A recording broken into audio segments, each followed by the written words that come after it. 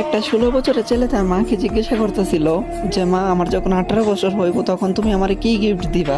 তখন তার মা মিষ্টি কণ্ঠে বলতেছিল, বাবা, তোমার যখন 18 বছর বয়স হইব তখন তুমি চাই আলমারি খুইলো, ওইখানে তোমার গিফটটা রাখা থাকবো। কিছুদিন যাইতে না যাইতে এই ছেলেটা অসুস্থ হয়ে পড়লো। তখন তার মা তারা নিয়ে ডাক্তারের কাছে গেল।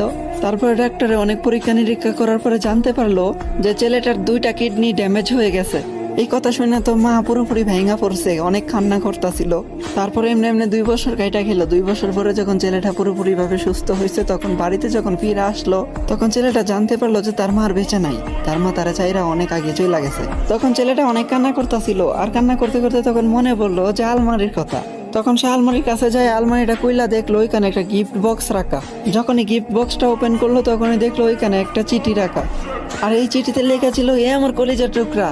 আরে ওই আমার কলিজার টুকরা, তুমি যখন অসুস্থ হয়েছিলা তখন আমি তোমার ডাক্তারের কাছে নিয়ে গেছিলাম। তখন ডাক্তারে বলতেছিল যে তোমার নাকি 2টা কিডনি ড্যামেজ হয়ে গেছিল, তুমি নাকি আর বেশি দিন দুনিয়ার আলো দেখতে পারবা না। তখন আমি এই সিদ্ধান্তটা নিছি যে আমার 2টা কিডনি আমি তোমার দিয়ে দিমু। হাই, এখন কি ভাবা যায়, মা তো মাই হয়, তাই না? হে আমার কলিজার টুকরা, তোমার কি মনে আছে যে তুমি বলছিলা তোমার 18 বছর হইলে আমি তোমার কি গিফট করবো? হে আমার কলিজার টুকরা, হে আমার শেহজাদা, আজকে তোমারে আমি আমার 2টা কিডনি দিয়ে যেতেছি। সবসময় নিজের যত্ন কইরো, সাবধানে থাইকো। হ্যাপি বার্থডে মাই সান। আর এটাই হয় মায়ের ভালোবাসা। মায়েরা কখনো স্বার্থ খোঁজে না।